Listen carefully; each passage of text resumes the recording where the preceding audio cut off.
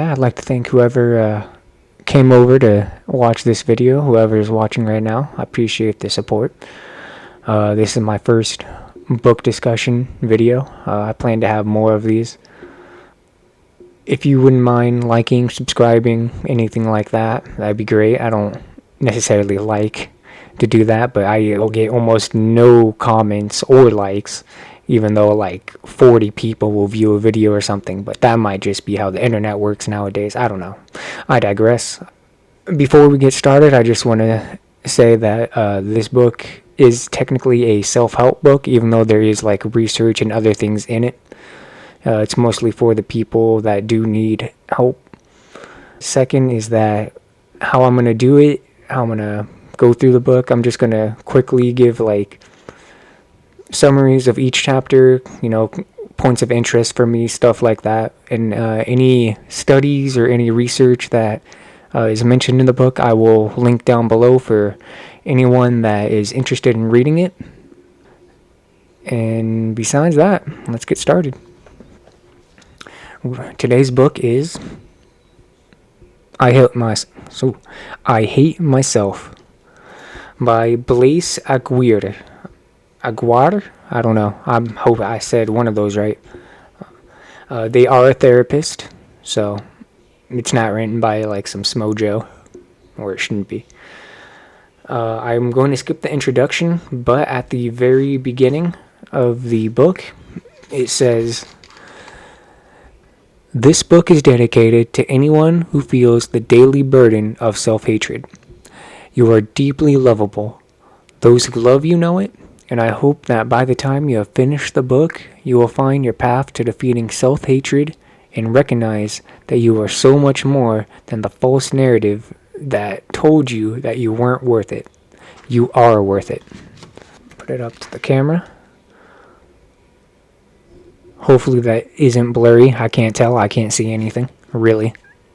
With that brings us to chapter 1, which is what is self-hatred.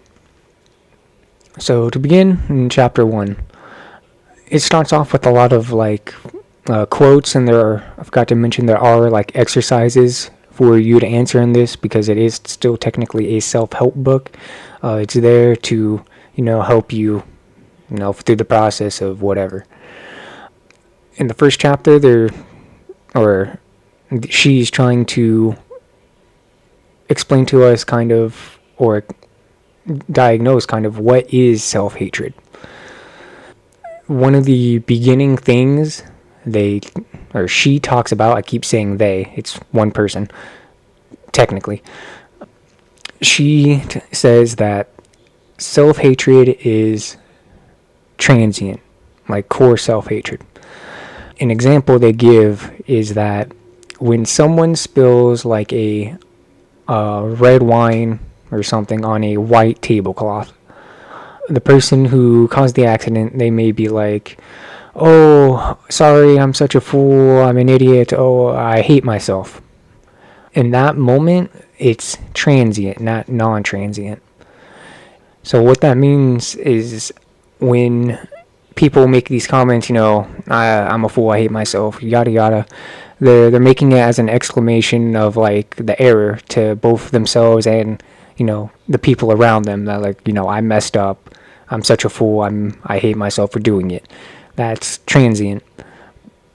It's a transient reflection of a temporary upset or problem. But when someone who is non-transient with it, someone who has core self-hatred, they'll have longer lasting thoughts, and it'll be things like, "Oh, I don't deserve to be here, I hate myself truly, I'm such a fuck up, I should never have come." They'll be a lot more harsher, they'll be a lot more self-critical, maybe not always, but typically, and they'll have just stronger negative feelings about the situation itself. And the next thing I want to bring up for the chapter is that it goes into some of the related concepts to self-hatred and self-loathing.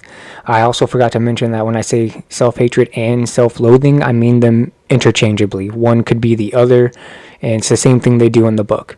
They use both terms for the same thing. Self-hatred and self-loathing are the same in the book, at the very least. So when I bring it up, don't get confused if I use either or term. But it brings us to the concepts related to self-hatred, and the first one is self-criticism, and I'll read a research done that they published in the book. So research by Mongrain, 1998. The research found that self-critics experienced greater negative mood states, perceived that others were not trying to help, and made fewer requests for help.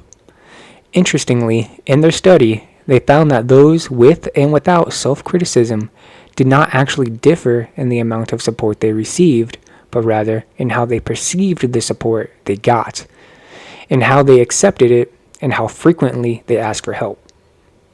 In another study, Santor 2000, I hope I'm saying these names right, in people who were self-critical when compared with those who were not self-critical, the self-criticism predicted a decrease in agreeable or kind comments towards their partners, and also predicted being more blaming of their partners than those who were not self-critical. So those are some of the words by the studies. At the end of that segment, it just goes on to say that, like, even though self-criticism is a part of self-loathing, self-hatred, many people who do self-criticize a lot do not truly hate themselves. So it's not interchangeable. They're not the same thing, is what it's trying to say. The next concept is self-disgust. So according to research by Overton, 2008, self-disgust is a negative self-conscious emotional pattern of thinking that organizes and interprets incoming information. Self-disgust originates from the basic emotion of disgust and is directed towards physical self, meaning physical disgust, and accompanied by statements like, I find myself repulsive, or to some aspects of your behavior, behavioral self-disgust, with statements like, I often do things I find revolting. More research from, I know I'm not going to say this right, Ypsilanti, Ypsilanti, Ypsilanti, I hope, 2020, shows that self-disgust has been associated with many psychological difficulties, including social anxiety, impaired body image, disordered eating behavior, and PTSD symptoms in women with a history of sexual assault. When these researchers looked at self-disgust in military veterans, they found that the veterans with PTSD reported almost 3 times higher scores in self-disgust and significantly higher scores in loneliness, anxiety, and depression when compared to the general population, and that it was the self-disgust that connected the experiences of loneliness and anxiety. So obviously, it's saying that self-disgust can definitely be a core attribute of hating yourself, and I'm going to skip some of the patient's answers from the actual therapist who wrote the book, because she has her own patients answer some questions in the book, and I'm going to go straight to the exercise where it asks me about self-disgust. So it says, do you experience self-disgust? I've put yes. If so, how would you describe the experience to others? And this is my response. I would say it's like being repulsed at your imperfections. No matter how small, it serves as a reminder that you don't do enough and are disgusting for it. That was my answer for that. Going on to the next form, it is self-blame. Person's sense of control-oriented response was focused on the person's behavior. And then the second is maladaptive type of self-blame, where they focus on esteem-oriented response on the person's character. The general idea of what it's saying for the two types, so for adaptive, it's saying that while it may seem like the healthier option, and it very well can be, it's not hopeful when they're putting the self-blame all on themselves in a way that say, oh, if I just try harder, then, things should work out. I just have to do more. I just have to, be better. So for maladaptive, what they're saying is that you may blame yourself because, let's say you go for a 2-mile run, you'd blame yourself for not finishing that run because, oh, I'm just too lazy, I'm unmotivated. That's maladaptive. The two differences being one believes they should work harder or do more and blaming themselves for not, versus the other just believing that their character traits or their traits in general are the reason why they can't accomplish something. They're blaming their traits or who they are for it. So this one also gives us exercises at the end of that little segment. I'm not going to read all of them, but I'll read the last one. If you experience self-hatred, do you also experience self-blame? But yes. How are the two tied together for you? So I wrote, self-hatred for me is an all-encompassing feeling, with blame being one side of that feeling. My general idea when I wrote that is that, so self-blame, self-criticism, some of the selves I haven't got into yet, I imagine all of those being like a side of like a D20 or some dice like that, while the actual dice itself is the self-hatred. So the self-blame could be, one little face of it, the self-disgust, one face, but all of that combined is what makes the self-hatred. That's what, in my mind, I was thinking. The next form we go into is self-contempt. Now, when some people hear self-contempt, they might think to themselves, well, isn't self-contempt, self-loathing, doesn't that kind of sound the same? Because in the definition for self-contempt, it's having contempt or loathing for one's own actions and stuff like that. So it does sound very similar, but let's read what a group of researchers have to say. Beuchat, B-E-U-C-H-A-T, Beuchat, 2023, noted that self-contempt is a frequent but overlooked clinical phenomenon associated with a number of psychological problems such as increased sadness and shame. They noted that self-contempt interferes with emotional processing and the quality of the alliance with therapists. However, they noted that there is no clear definition of what self-contempt is. Okay, so some other researchers, Rusch, R-U with 2 dots above it, S-C-H, Rusch, 2019, linked self-contempt to what they term self-stigma.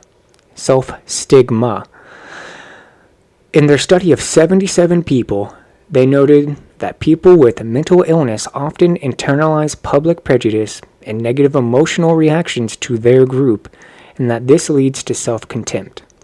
The researchers assessed self-contempt, depressive symptoms, hopelessness, and suicidality at the start of the study, and then again 3 months later.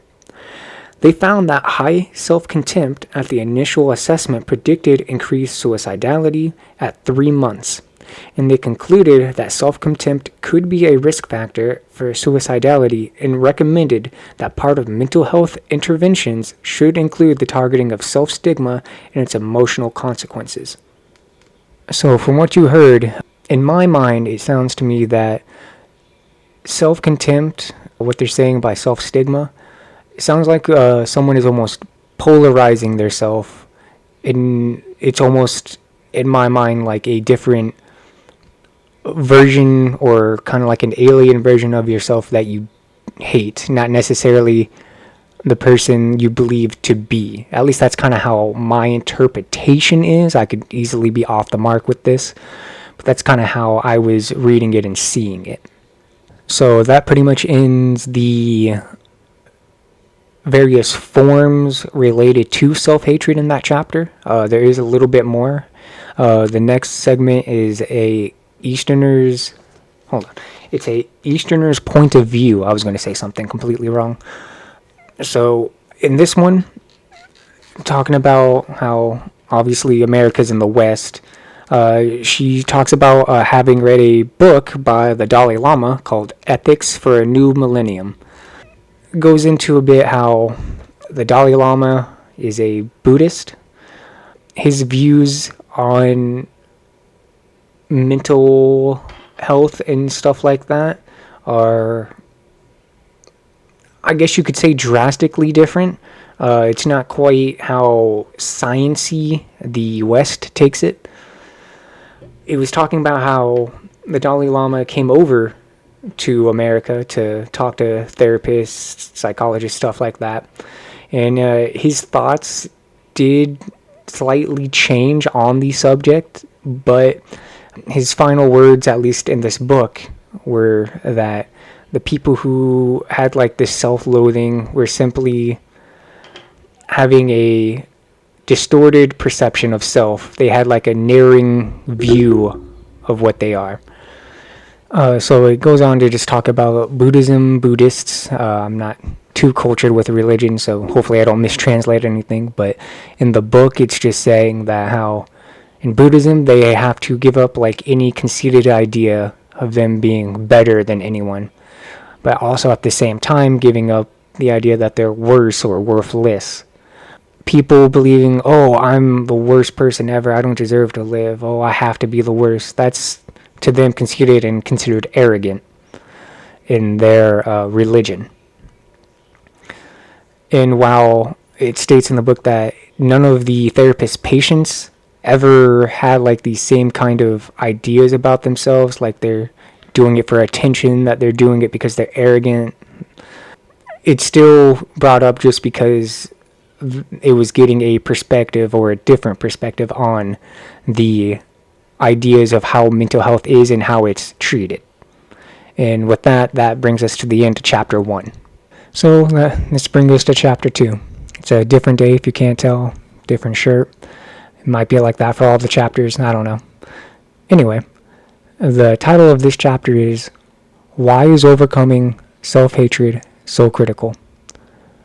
This chapter is pretty short, there isn't too much to go into, but it starts off with the lived experience of people who do experience self-hatred. The therapist is basically asking how self-hatred impacts their life. Similar to anxiety and similar things like that. If someone is like unable to get out of bed in the morning, or they're not able to do basic functions in their day, it's typically treated in therapy. It's one of the main things they want to try and help treat. So it's basically saying why or how this stuff impacts you and why this self-loathing is such a core part to them. I'm not going to go into like all the patient questions, all the patient answers rather, not questions. They have myriad, I don't know if I said that right, of answers. The second section, which is called The Risk of Suicide, is personally more interesting to me. It starts off with mentioning a research team, Turnell 2019, developed a scale to assess the self-hatred in clinical populations. The team found that high levels of self-hatred predicted suicidal ideation. Participants reported this was often because of the sense of being a burden to others and also of not having a sense of belonging. This finding is particularly relevant for people who have conditions like borderline personality disorder, as they often struggle with suicidal thoughts, feel that they are a burden to others, and that they don't belong. And so, when this is compounded by self-hatred, the risk of suicide increases significantly. That's something that's going to appear more in the book, borderline personality disorder and other disorders too. They talked about it a little bit in the first chapter. I touched on it. So to touch up in something that I mentioned in chapter 1 is other conditions that can lead to self-hatred or that maybe even stem from self-hatred. or even induce self-hatred or increase the feelings of self-hatred. There's so many conditions and disorders that it can be hard to separate not only where that self-hatred is coming from, but the actual causes and discernation between, is it the disorder? Is it something related to the disorder? Is it something else? It's a very tricky thing to go through and to process. Later in the book, they will touch on the various disorders and stuff leading to it, so I won't say too much on that now. But all I'm going to say is that many conditions can amplify the feelings of self-hatred or self-loathing.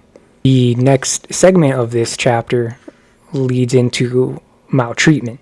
So in the next section about compounded by maltreatment, there's a research study done by Nilsson 2022 where they had 3 groups of people. There's a control group where they had neither a psychiatric diagnosis nor self-harm. Then there were 2 other groups.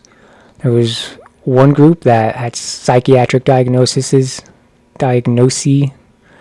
with self-harm, and then there was a group that had psychiatric diagnoses, I hope I'm saying that right, without self-harm. What they found is that the group of people who had both the diagnosis and the self-harm, they had more emotional abuse and more self-hatred. Towards the end of this segment, it says, finally, there is still a need to improve treatments for self-hatred, and we therefore urge clinicians to try to explore and develop novel approaches towards this end, since self-hatred, according to this study, might be of particular importance for suffering in this population. That wraps up that particular section of Chapter 2. It's not all of Chapter 2. I think something important to touch on is that abuse, especially when you're younger, whether it's emotional, physical, can have a great impact on your own self-worth, your self-esteem, stuff like that. It's important to remember that the things that happen to us when we're young are not our fault. We can't control the bad people that may have entered into our lives when we really had no control. So that's something important to keep in mind. The last section of this chapter is called Havoc. There's one more research finding that I want to share. Wilner 2024. With the experience causing havoc on a sense of self, disruptions in a relational life, an academic life, a work life, as well as the sense of being a burden and not belonging, and all of which lead to the conclusion that suicide is the only solution. It is crystal clear that overcoming self-hatred and addressing it directly has to be a central focus. Living with this chronic symptom is not acceptable, and whether you are tackling it on your own or in therapy, collectively we need to do all we can to help you see yourself for the potential that you are. So that will wrap up Chapter 2. I don't really have any comments at this point. Most will come towards the end, but on to the next chapter. So moving on to Chapter 3, this is called Common Signs of Self-Hatred. The very beginning of this chapter tells us that in standard initial clinical and therapy evaluations, they're not told to ask about self-hatred. It is not something typically practiced or talked about at the at least very beginning of these processes in therapy.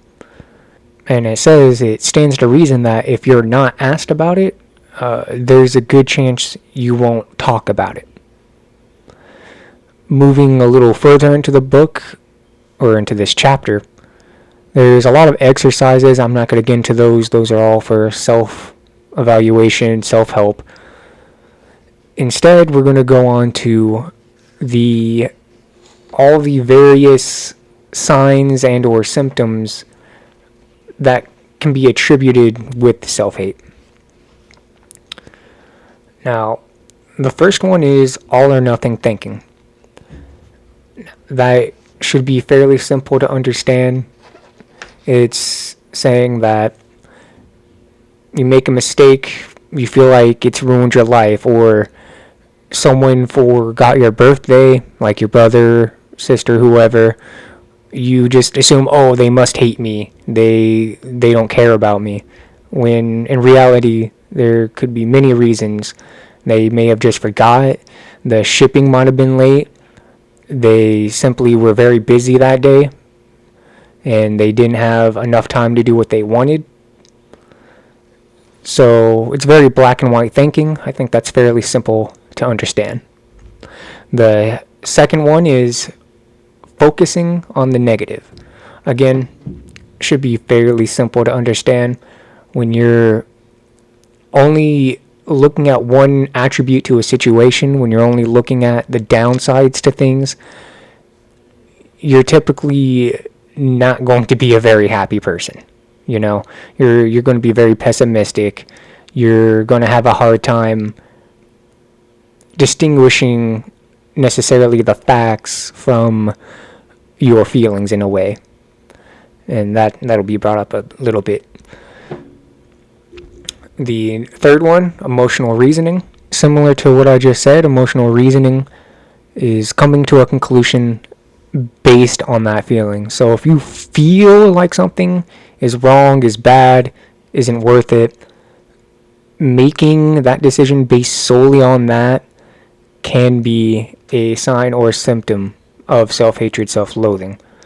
You usually want to acquire more facts, more things to clarify your judgment than simply your feelings. The fourth one is seeking approval or constant reassurance. So this one's a little interesting to me just because even though you may hate yourself, you don't feel like you deserve these things, you still in a way may chase after these feelings of short-lived comfort, short-lived approval. With that, it doesn't really work. So let's say you do something like ask your partner constantly, do you still care about me? Do you still love me? Even though they may not have really have any signs that to show that they haven't, they just may not have given it to you as much as you feel like you may want it. You know, that's more of a communication thing. But constantly asking for reassurance, or if someone still cares, or if everything is still okay, this and that, just getting confirmation from them constantly. But yeah, it's okay. Yeah, no worries. Yeah, I'm always here. Yeah, constantly wanting that can be a sign. So the fifth one is you won't accept compliments. So obviously, if someone is like, you look really good in that dress, or you look really good in that suit, you might discredit them by thinking to yourself, or maybe even telling them, oh, you're just saying that because I'm your friend, or, you know, you're just saying that because you want to be nice to me. I really look hideous. You know, discrediting what they say. Or even if, like, your boss at work is like, hey, you did a really good job today, you will just discredit that and be like, oh, I didn't really do anything. I'm not really useful at all. I only did what you said. You know, just constantly discrediting compliments and stuff like that. Another sign. So doing all you can to fit in is the sixth one. Again, all of these, as I keep saying, fairly simple to understand, but doing all you can to fit in is like trying to be one of the popular kids at school, or maybe not even the popular kids, but the people you most want to be like almost. So if you're always trying to be in a conversation with like people at work who watch sports and stuff, but you don't watch that stuff, you just watch it because you want to fit in. It doesn't have any real interest for you. So finding people that actually match your interests and not just trying to fit in with whatever group you're around is typically a better strategy. So again, it's another sign. So I believe this is the seventh one, treating any sort of feedback as criticism or a personal attack. So I've had a little bit of a problem with this before, is when someone is just trying to offer just a little bit of help, saying, hey, the audio in your last video, it was a little low, it was a little staticky, it was a little crackly. If you could work on that, I think it'd be really good. You could just take that as like, oh my god, he's saying I'm fucking stupid. He's saying I don't know what I'm doing. What am I doing? Taking just small things and making it feel like a big deal is not really helpful, and that's another sign. So number 8 is bringing others down, and this one should be probably the easiest to understand. Is if you don't feel good about yourself, you may very well try to bring others down to your level in a way. You may be like, oh man, she looks fat in that, or some other just negative comments to, in a way, I guess you could say, please yourself or make yourself feel better about someone else's discomfort or suffering or something like that. And that's typically one of the worst signs you can have, is bringing other people down with you. Okay, number 9 is fearing healthy connections. So when you hate yourself, it can be easy to be afraid of good things. So a healthy connection, it can be hard to find that when you feel like all you think about are all the bad qualities about yourself. So you just think, no one could ever love me or care about me how I am. No one would ever accept what I think, what I do. There's no point in even trying. That's a fear of the healthy connections, and that's a very misleading thought, because you can love someone to death regardless of if they think they're a good person or if they think they're lovable. I believe this is the 10th one. Haven't been keeping perfect track, but being afraid or refusing to have big dreams or goals, and that's a little similar to the last one. Simply thinking, oh, I'm not good enough. Oh, I can't do this. Oh, what's the point of even trying? I won't be able to finish it. Things like that will get in the way of having big dreams and goals, because you feel like you don't deserve them. You feel like you don't have the capacity to work for them. You feel like everything you do will be wrong in the process. So it's important to remember that your thoughts about not being good enough don't mean you are not good enough.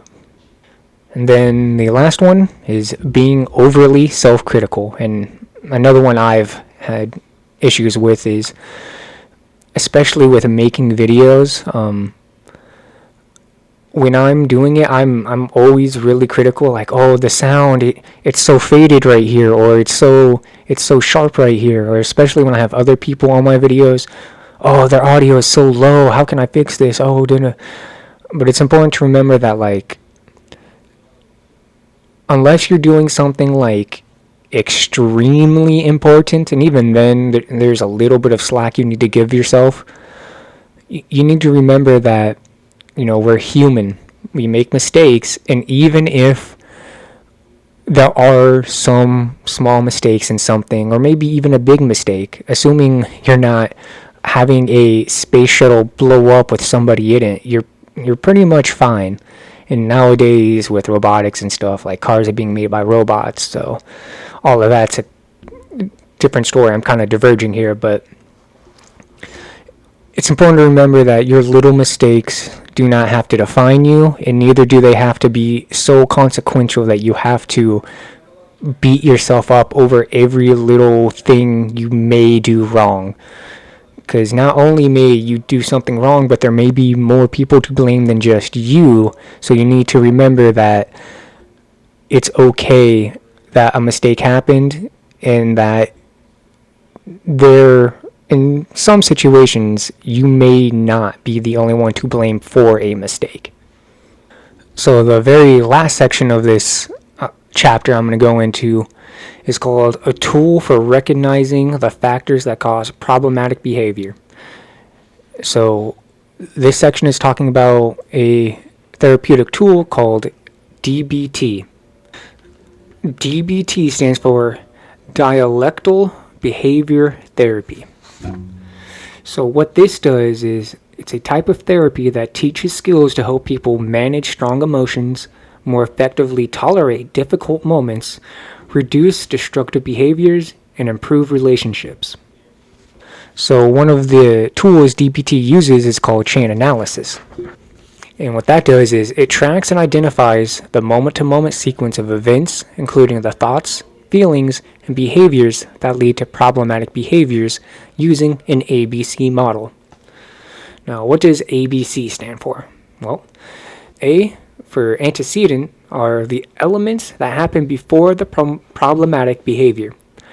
These can include the location, people, time of day, and internal circumstances, thoughts that occur before the behavior. The B stands for behavior, is the actual problematic behavior, the hookup. C is consequences. Consequences are the elements of experience that happen as a result of the behavior, both short-term and long-term, intended and unintended. For instance, there may be some instant relief of the loneliness as a short-term consequence, but then some self-disgust as a longer-term consequence. Perhaps the person experiences an unintended consequence, such as an infection, or maybe there is an intended consequence, feeling that they wanted to feel punished and felt so after the hookup. So what it says after all that is that self-hatred can be both an antecedent and a consequence. And understanding the sequence of events self-hatred intensifies can help you consider situations that might make you more vulnerable to the experience, and then deal with them when you are feeling less emotional so self-hatred doesn't intensify. So to wrap that up it's just telling you that DBT, chain analysis, ABC, all of those are tools to use for therapists that they can step by step go through, like, the before, during, after of stuff. And not only that, but understand the feelings of each part to understand when the self-hatred is happening, when it intensifies, when it fades, what are the consequences of what they do for that stuff, and also how all of it comes together.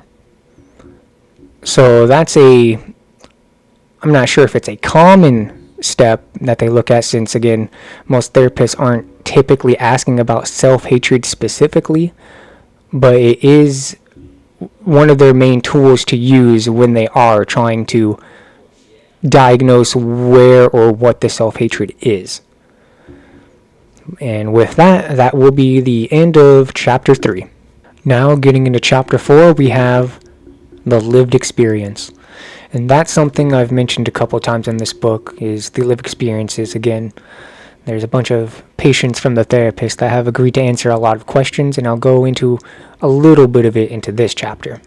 This chapter starts off with the idea that at the center of self-hatred is the thought, I hate myself. It's the core belief. And it's also a thought. Now, why is it important to distinguish that it's a thought? Is because that the thought and the actual representation of what the thought is can be different. So when I ask you to imagine a table, you'll probably imagine, a flat piece of wood or something like that with 4 legs, 2 on each side. Now, you can also get more descriptive with it, thinking, I was thinking of a cherry blossom table, but this one had a central pillar in the middle of it holding it up. You can get more detail with it.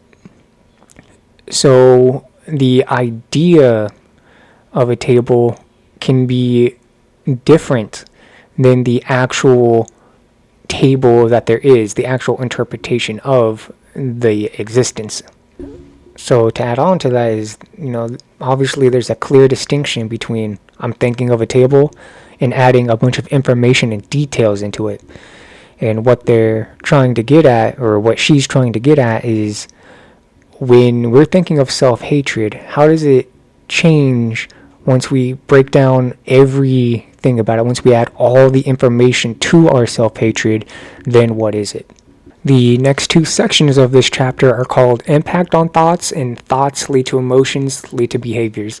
And they're both very similar. The first segment is extremely short. It's like a paragraph with an exercise. But they're both saying practically the same thing, or leading to the same thing, rather.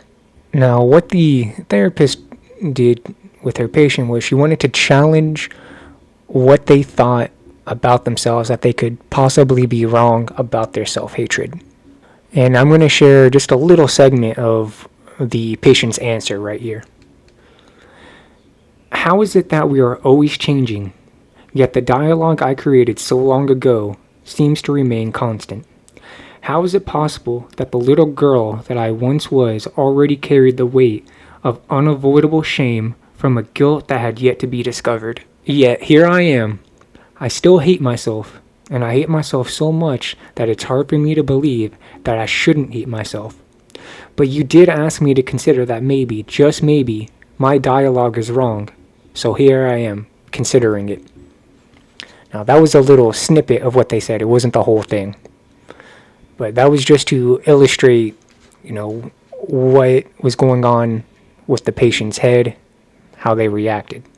So the section continues on, if the therapist telling us that these negative thoughts about ourselves can trigger powerful emotions in us: anger, anxiety, sadness, and that also in order to deal with these emotions, people can tend to go towards destructive behaviors or habits. That's what it was saying when it was saying thoughts lead to emotions, which lead to behaviors. Your negative self-thoughts will lead to your emotions of sadness, guilt, shame, anger, which will then also in turn lead to behaviors that are self-destructive, like drug abuse or various other things that can harm you physically and mentally. And it's also that these behaviors are often temporary short-term solutions. While someone who hates himself may feel a little bit of comfort after cutting themselves, that's only a short-term relief, and then after that fades off, they'll usually end up feeling worse than they had, or just as bad as they had before. Now, going on to the next section is called Impact on Relationships, and that was also touched a bit in chapter 3. Now, it can be very confusing and hard for people who hate themselves to imagine themselves win a healthy relationship. Because one thing is, when someone believes they hate themselves, and another or multiple people telling, oh, you're a great person, they love you, this and that, it can create some cognitive dissonance. It can be very confusing that a core self-belief about yourself isn't shared with others, and that can cause a lot of turmoil within the self. And this can also lead to you believing that, oh, they're just lying to me, they're just being nice, they're family, they wouldn't want to hurt my feelings. So you can make up reasons to validate your own self-belief in discrediting the other person's. And some of this is confirmed in the patient's answers to the therapist when she says that, I think that because I think so poorly of myself, I assume everyone else feels the same. With that assumption in the forefront of my mind, when meeting potential friends, I am less likely to trust them because I think they don't like me, or if they say they do, that they have poor judgment, so how can I trust them? That was her answer to the question the therapist asked her. So the therapist, the author of the books, continues on to want to highlight the emphasis of the impact of these negative thoughts, these feelings of worthlessness and self-disgust and self-loathing, but also wants to point out that all of these thoughts, while they may seem like definitive or absolute truths, are really just, but rather they're the understandable yet false conclusions of past harm. Now, going on to the very next section of this chapter is tolerating abusive relationships. With abusive relationships, you might wonder why someone sticks so long with someone else. Well, when you have this self-loathing, you can feel like, one, you deserve to be punished. So even if you may not have done something perceivably wrong, you may internalize a wrongdoing and that the abuser is justifiably punishing you for doing it, and that's not healthy. Now, this can be a very dangerous road to be on, since with people who are abusers, they may give you perceived validation or acceptance, the things that you want, but as the abused, you're also seeking this validation, you're seeking this wanted and care from them at the same time. So when both of those things meet, it becomes a very hard mess to untangle yourself from, because as the relationship goes on, as you keep seeking this wanted approval and wanted validation, and a lot of the time the abused will believe that being in a relationship like this is better than not being at one at all. Another thing to add is that the abused may find these kind of relationships more familiar and more comfortable simply because of what they've been through. So to reiterate just a little bit of what I said is that the person who's being abused by the abuser, they will be seeking validation and stuff like that, but also they're very sensitive. So when there's a sign that someone may be displeased with them, they are very sensitive to that. So they may, again, do things to seek the approval. In this case, when you're being abused, that can hurt. And when it happens, the person who's being abused may just feel like they deserve what they're getting simply because they believe they weren't giving enough validation or whatever to the other person, which in reality most likely is completely separate from the truth, or even if it is true, they still shouldn't deserve it. Now, the final segment of this chapter is called The Impact on Hope. Now, the author of the book asked her patients to answer 4 questions because the patient was having a lot of trouble with her self-loathing and memories that caused her a lot of pain, specifically trauma memories.